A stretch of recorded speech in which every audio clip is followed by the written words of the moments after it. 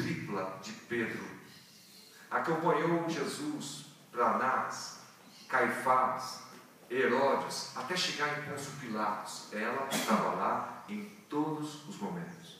Viu quando pegaram do lixão um ramo espinhoso, tetânico, e lhe afixaram na cabeça. Viu o sangue escorrer e ela estava lá. Em geral, ela e Maria, mãe de Jesus. Viu o processo da crucificação, consternada e abatida, porque nenhum dos discípulos estavam lá naquele momento. O mais jovem deles, apenas João. Viu todo o processo da crucificação, sofreu junto. Percebeu que muitos do que o amavam, que foram curados por ele, não estavam ali, haviam fugido de medo daquele processo todo, entre a sexta-feira e o domingo. Viu-lhe o último suspiro. Atenuou-lhe as chagas, ajudou a limpar o corpo, a ser removido para uma gruta que José de Arimateia, um dos seguidores de Jesus mais rico, tinha. 3 dias depois, eles foram levar os produtos para embalsamar o corpo. Ela, Pedro, João, Maria, viram a gruta aberta, um lençol dobrado de linho e que o corpo de Jesus não estava lá. Saem preocupados, pensando o que havia acontecido. Será que Herodes mandou tirar? Ou Pôncio Pilatos? Ou alguém que invadiu? O que será que havia acontecido? E eles saem então contando isso. E ela fica procurando por ali. É o que vê entre o jardim, alguém misterioso, que ela achava que fosse o jardineiro, que quando se aproxima, ela reconhece e fala: Rabi? É você, Rabi? E faz a menção a tocá-lo. Ele diz: não me toques, não estou pronto ainda. Para nós espíritas, essa é a passagem, possivelmente, da materialização que Jesus estava se apresentando, para que se pudesse apresentar já em um espírito materializado aos discípulos no fenômeno conhecido pela história como ressurreição, e pelos irmãos católicos especialmente. Vá, conte aos demais que eu estou aqui, que eu estou vivo, ressurrecto. Miriam corre em direção a uma casinha quase foragida, onde estavam os discípulos todos. Entra, e Maria, mas Jesus também estava lá. Entra e diz: eu vi Jesus, ele está aqui. A reação dos discípulos, de alguns em particular, foi: como assim? Se ele apareceu, iria aparecer a ti? Todo preconceito ali embutido, preconceito que nós temos também. Por que Jesus iria aparecer exatamente a você, Maria de Magdala, vendedora de ilusões, uma prostituta, e não aos discípulos, ou não à própria mãe de Jesus? Maria, mãe de Jesus, foi a única que chegou: filha, o meu amor maternal me diz que essa informação é verdadeira, e ele está vivo. Os discípulos continuavam reclamando: ele nos deixou, e agora cheio de problemas. E como é que nós vamos acreditar que ele apareceu exatamente para você? De duplas em duplas, ou de trios em trios, nas caminhadas desses discípulos dali, nos dias que seguiram, todos encontraram com Jesus.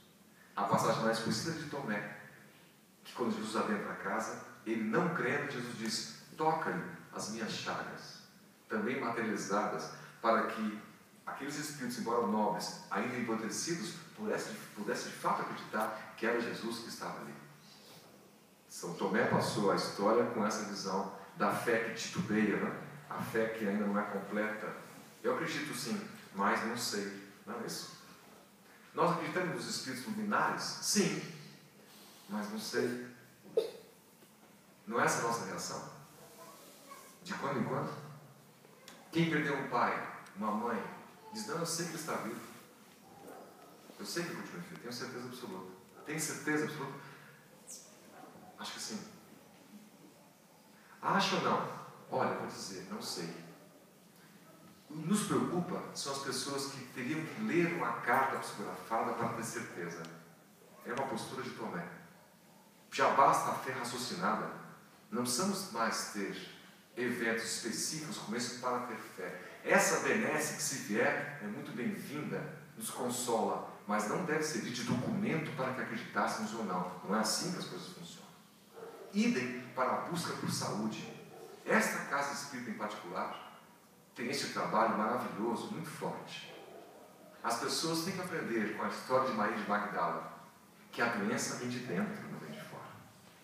E que de nada adianta vir, entrar na fila, pegar senha, ficha 1, ficha 2, ficha 9, passe especial triplo, passe especial magnético, ultraelétrico, o nome que se queira dar.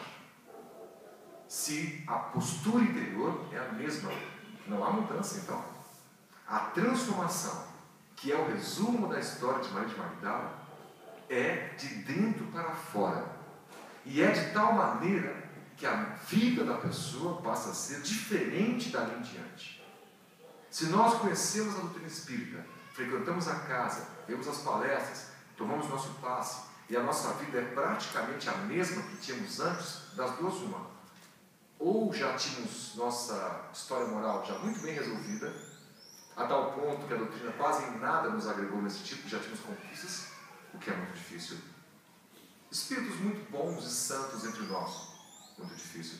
Ou nós não mudamos o suficiente. Nós continuamos sem saber o nome do vizinho, falando mal da tia que mora na frente. Continuamos atacando e tendo preconceito com as pessoas que trabalham conosco, chamando a tia da limpeza de tia da limpeza, sendo que ela tem um nome. Chamando o office boy da empresa, aquele menino, sendo que tem um nome. Nos apavorando na rua à noite, caso alguém que venha caminhar próximo a gente seja negro. E esses preconceitos embutidos não denotam transformação. Continuamos doentes e loucos, desesperados para buscar um passe aqui na casa. Tem gente que vem buscar um passe aqui, busca um passe no tio Mané, que é um centro de Umbanda. Nossos irmãos afro de religiões africanas. O que eu estou dando exemplo são as pessoas que vão buscando aqui e acolá a cura do corpo, sem perceber que a cura é de dentro para fora e ela é espiritual. É a nossa personalidade. Isso está exarado em toda a doutrina espírita consoladora. Quando mostra a reencarnação, mostra o nosso ser muito mais completo, que nos dá chance de irmos além, de irmos adiante. De que adianta termos fé se gastamos às vezes uma grana boa para alguém dizer nosso futuro? O futuro é você quem faz. Nós queremos saber qual é o meu destino. Nós estamos fazendo o destino. A programação está feita por nós, auxiliados pelos Espíritos luminares. Mas nós fazemos o destino. Ficar em casa com os braços cruzados e não mexer em nada na nossa psique não vai fazer com que nós alcancemos aquele destino que havia sido programado por nós ou para nós. Tem que haver a mudança. Essa simbologia de Maria jogando as coisas fora, joguem as coisas que não lhes servem mais, não só coisas materiais. Deixem, corte os laços, esses que te prendem, doe. Coisas materiais, doe. Sabe aquele conjuntinho verde limão com rosa que você guardou e está esperando a moda voltar daqui uns 10 anos, para ver se você volta a usar? Doa. Se desfaça dele. Sabe aquela pessoa que você não fala há 2 anos, que está muito brava porque ela te magoou demais e você não fala com ela? Fale. Fale com ela. Retome, refaça, reconstrua os laços. A transformação de Maria de Magdala é a história mais maravilhosa que pode existir. Como alguém que passou uma parte da vida iludida pôde somente ajustar sua direção. Olha, Jesus apontou um norte para ela, é aqui. Ame. E a lição é tão maravilhosa que não precisamos ter doutorado para entender, mestrado para entender.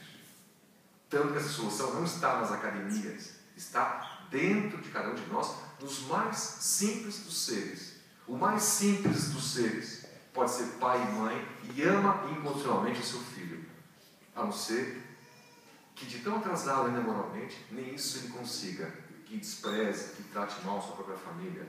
Mas mesmo este ser, que aos nossos olhos hoje é alguém marginal na sociedade, um dia será um espírito de luz. Precisa do quê? do nosso amor. Como Maria precisou do amor de Jesus. De poucas palavras. Estamos combinados até aqui? Para encerrar. Jesus se vai aos olhos de 500 pessoas na chamada Ascensão. Um fenômeno maravilhoso deve ter sido para quem pôde presenciar. E dali em diante, ela vê os discípulos e tenta se aproximar, porque sem Jesus eles estavam um pouco perdidos naqueles primeiros dias. Ela fala com um e vê que eles não queriam muito papo com Maria, os ciúmes, a inveja, isso acontece em todos os lugares. E cada um desses exemplos nós devemos refletir como nós trabalhamos com isso. Nosso ciúme, a nossa inveja que temos das pessoas. Ela recorre ao líder que era a pedra, a fortaleza, Simão, chamado de pedra, portanto de Pedro, Simão Pedro, dizendo: Pedro, posso ir com você? Pedro estava se encaminhando para construir a casa do caminho, ou a mansão do caminho, um local que atendia pessoas das mais variadas dores e que ali eram atendidos com amor. Pedro diz: Maria, não posso. O teu passado, você mulher, não posso. Maria foi rejeitada até pelos discípulos. Depois da ressurreição de Cristo, se viu sozinha. Sai a caminhar, encontra abrigo aqui, pouco alimento acolá, e encontra um conjunto de pessoas, todos doentes, leprosos, caminhando, que vinham ver o Cristo. E ela diz: olha, ele já se foi, mas eu vou com vocês. Eu conheço as histórias, convivi com ele. E ela sai contando as histórias do Evangelho em si, que ela presenciou do próprio Cristo, para esse conjunto de leprosos. Eles eram, como até pouco tempo era aqui no Brasil, na lei, assim que descoberta a doença, tirados, alijados da família e colocados num vale, num local longínquo. Ela passa a vida nos atendendo ali, até que percebe no seu próprio corpo as primeiras marcas da doença, as chagas da lepra. Já bastante adiantada, percebe que está no limite da vida e vai até Jerusalém para tentar reencontrar dois de seus amores, Maria, mãe de Jesus, e João, o discípulo que era o discípulo mais jovem, a essa altura ambos já com mais idade. E ela chega lá, e 2 dias, e na terceira noite, não aguenta. Nos braços de Maria, mãe de Jesus, ladeada por João, ambos chorando, não no sentido da tristeza depressiva, mas da saudade que dará a partida. Maria de Magdala deixa a vida física. Divaldo conta que quando ela se percebe na vida espiritual mais leve, sem o peso da gravidade, chega-lhe esse espírito de luz, que ela sempre buscou e pôde ter contato. Jesus diz: Miriam, amou demais e está salva e perdoada por tudo aquilo que você possa ter feito na vida. A felicidade incomensurável, imensurável, inexorável, inesgotável que ela sentiu naquele momento, a fez e a transformou num símbolo. A mulher que não era nem contada e até 60, 70 anos aqui no Brasil nem votava, um pouco mais, né? Na Europa, na Suécia, até 80 anos atrás, nem votava, é um dos pilares. A coragem que os discípulos homens não tiveram, ela teve, estava lá em todo o processo. Essas marcas, as chagas, o amor, devem servir para todos nós como exemplo de inflexão, de coragem de seguir adiante, de saber amar, porque esta é a única forma de nós encontrarmos, entendermos o que é felicidade.